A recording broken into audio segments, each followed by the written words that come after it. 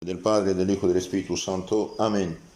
Queridos hermanos, quiero clarificar un poco más la pregunta del Catecismo Mayor de San Pío X, la 195 acerca del Papa. 193 dije. El Papa es quien es sucesor de San Pedro de Gimos en la Cátedra de Roma, vicario de Jesucristo y cabeza visible de la Iglesia. Veamos un poco más a fondo este tema tan interesante, tan hermoso. El Papa es infalible siempre que habla ex cátedra, esto es de fe. El Papa es infalible cuando habla ex cátedra. Y bien, después de los concilios unionistas de Constantinopla, el año 669, del Concilio de Lyon, 1274, de Florencia, 1438, hubieron declarado el primado doctrinal del Papa, que comprende objetivamente la infalibilidad. El Concilio Vaticano I la definió de esta manera. Entonces aquí tenemos el texto oficial de la Iglesia acerca de la infalibilidad papal. Cuando el obispo de Roma habla ex cátedra, es decir, cuando el obispo de Roma, el Papa, desempeñando el oficio de pastor y maestro de todos los cristianos y usando de su suprema autoridad apostólica, define una doctrina de fe o costumbres para que sea mantenida por toda la Iglesia. Entonces, por la asistencia divina que le fue prometida a San Pedro, goza de aquella infalibilidad que nuestro divino Redentor quiso que tuviera su Iglesia, cuando ésta diese una definición en materia de fe de costumbres. Por eso tales definiciones del obispo de Roma son irreformables por sí mismas y no por razón del consentimiento de la Iglesia.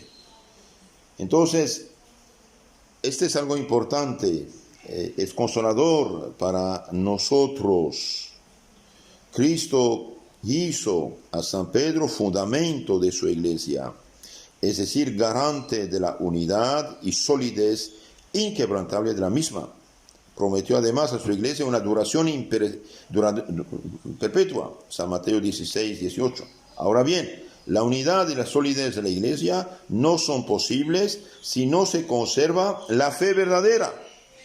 Lo que hace la Iglesia perpetua es la fe verdadera. Luego Pedro es el supremo maestro de la fe en toda la Iglesia y como tal tiene que ser infalible tanto en su persona como en la de sus sucesores, cuando propone oficialmente una verdad de fe, que es verdad que la Iglesia ha de perdurar para siempre, tal como Cristo la fundara. Aparte de esto, Cristo concedió a Pedro y a sus sucesores un amplio poder de atar y desatar. Y como en el lenguaje de los rabinos, atar y desatar significa interpretar auténticamente la ley, de ahí que en esta expresión de Cristo se conceda también a Pedro el poder de interpretar auténticamente la ley de la nueva alianza, es decir, el Evangelio. Dios confirmará en el cielo los dictámenes de Pedro. Con ellos se supone bien, a las claras, que el supremo maestro de la fe está inmune de todo error. Ahora, como dije, hay gente que piensa que todo lo que se dice, se hace, se escribe, es infalible. No, la Iglesia no dice esto. La Iglesia dice cuando en su oficio de pastor supremo define una doctrina de fe o de costumbres como palabra de Dios revelada. En este caso no, pero esto no se usa cada día. El catecismo de San Pío X también es muy claro. Dice: el Papa es infalible solo cuando en calidad de pastor y maestro de todos los cristianos, en virtud de su suprema y apostólica autoridad, define que una doctrina acerca de la fe y de las costumbres debe ser abrazada por la Iglesia Universal y que esa doctrina viene de la revelación divina. Hoy hay una confusión muy grande acerca de esto y por desgracia esto no ayuda. Por eso yo pido mucha paz, tranquilidad, ser cautos, paciencia, oración, sacrificio. Cristo instituyó a Pedro y a sus sucesores como supremos pastor de toda su grey, San Juan 21:15. Al cargo del supremo pastor pertenece el enseñar la verdad cristiana y preservarla del error, pero esta misión no podría llevarla a cabo si él mismo estuviese sujeto al error en el desempeño de su supremo ministerio de enseñar. Cristo oró por Pedro para que tuviera firmeza en la fe y le encargó que corroborara en ella a sus hermanos. Confirma tu fe en la fe. San Lucas 22:31. Simón, Simón, Satanás os busca para ahecharos como trigo, pero yo he rogado por ti para que no desfallezca tu fe. Tú, una vez convertido, confirma a tus hermanos. La razón de que Jesús orase especialmente por Pedro es que éste, después de su conversión, debía corroborar, fortalecer en la fe a todos los demás discípulos, cosa que indica claramente su calidad de príncipe y cabeza de los apóstoles. El papel director que Pedro desempeña en la comunidad cristiana primitiva muestra que sabía cumplir el encargo del Maestro.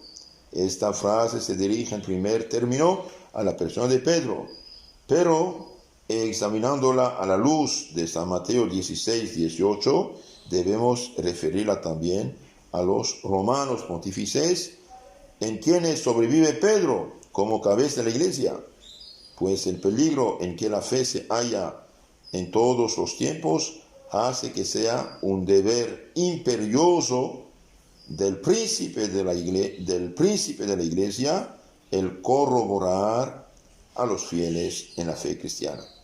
Y para cumplir eficazmente con esta misión es necesario que los papas gocen de infalibilidad en materia de fe y de costumbre.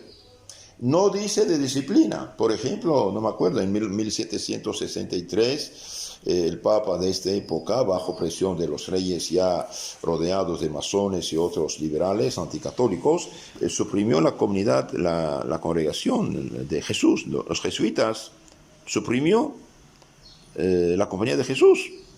Y después otro papa, 1821, la restableció. Bueno, esto fue un acto de disciplina. Bien, se equivocó totalmente.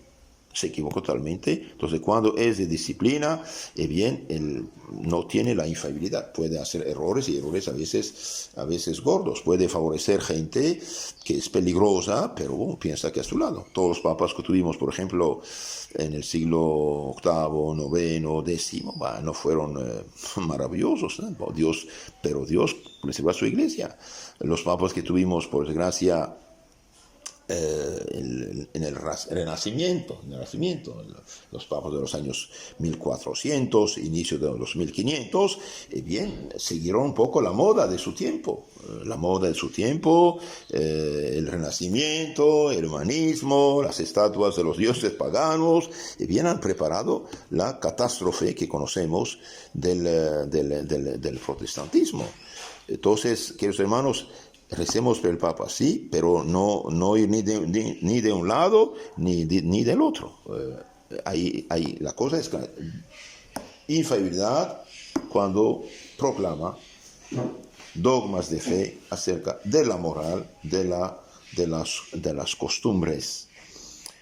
Tenemos, a veces los protestantes critican uno que otro papa que no fue muy correcto, digamos, en la costumbre, vamos a decir, o de la moral. Y bien, a pesar de todo, la iglesia sigue. La iglesia sigue. La prueba que el Espíritu Santo está ahí es que no enseñan errores acerca de la fe y de la moral. Veamos un poco lo que dicen también los padres de la iglesia acerca de este tema muy hermoso. Por ejemplo, San Ireneo de León confiesa que la fe de la Iglesia romana es norma para toda la Iglesia. Con esta Iglesia, por su especial preeminencia, han de estar de acuerdo todas las iglesias. En ella se ha conservado siempre pura la tradición apostólica, adversos a iglesias contra las herejías 2. San Cipriano designa a la Iglesia romana como cátedra de Pedro, como punto de partida de la unidad episcopal, y ensalza la pureza de su fe. Dice el santo que sus adversarios se esforzaban por obtener el reconocimiento de la Iglesia romana. No piensan que los romanos han sido alabados en su fe por el orgulloso testimonio del apóstol San Pablo, Romanos 1:8, a los cuales no tiene acceso el error en la fe. Esto lo dice San Cipriano en su carta 59:14. San Jerónimo suplica al Papa San Damaso, poseedor de la cátedra de San Pedro, que decida en la cuestión debatida en Oriente, y hace el siguiente comentario: solo en vos se conserva íntegra la herencia de los padres de la Iglesia. Carta de San Jerónimo 15:1. Santo Agustín considera como decisivo el dictamen del Papa Inocencio I en la controversia pelagiana. A propósito de este asunto, se han enviado a la sede apostólica las conclusiones de 2 concilios. De ella han venido también prescriptos. La causa está solventada. Causa finita est, Roma locuta est. Roma habló, la cosa está solventada. Ojalá termine también, por fin, el error, dice Santo Agustín. Entonces, queridos hermanos, la fe católica está en la Iglesia de Roma. La fe católica protegida, explicada, definida por nuestra sucesión de 266 papas, está en la Iglesia romana. Si hoy estamos en una crisis profunda, que Dios tenga piedad de nosotros, pero tenemos toda la herencia que nos dejaron. Los papas, los concilios dogmáticos, los grandes teólogos reconocidos y declarados doctores por la Iglesia, ahí está la fe. Si hoy hay problemas, hay infiltración de herejías en la misma Iglesia, bien tranquilos, nada cambia. ¿Qué dice el Papa Juan Pablo II? Y ya lo dije, dice: se han esparcido a manos llenas ideas contrastantes con la verdad revelada, enseñada desde siempre, se han propagado verdaderas y propias herejías en el campo dogmático y moral, creando dudas, confusiones, rebeliones. Se ha manipulado incluso la liturgia. Bien, si hay contradicción contra la fe siempre enseñada, bien, nosotros hacemos los sordos. No nos importa, porque la fe está definida. Está definida, dije, en los concilios dogmáticos, en los decretos de los papas, en las obras de los santos doctores reconocidos oficialmente por la Iglesia. Si hoy siguen la misma fe, misma moral, misma doctrina, adelante. Tenemos que seguir, escuchar y agradecer. Si nos dicen otras cosas contrarias a la fe de la Iglesia enseñada desde 20 siglos, hacemos los sordos y pidamos a Dios que después de Alejandro VI Borja, llegue San Pío V. ¿Qué hacemos? Por eso tenemos que mantenernos católicos y no dejar la Iglesia católica para nada del mundo. Somos sus hijos, tenemos que amarla, defenderla, aunque estemos en una época de crisis, y como dijo el Papa Pablo VI, 30 de junio 1972, por alguna rendija se ha introducido el humo de Satanás en el templo de Dios. Bien, tiene que salir ese humo de Satanás. Quiera o no quiera, tiene que salir. Cristo está con su Iglesia, y esto va a ser rechazado tarde o temprano, como el tiempo del arrianismo. Después de casi unos 50 años de poder arriano en la Iglesia, el arrianismo fue condenado y todos sus sínodos y concilios y decretos fueron anulados por la Iglesia.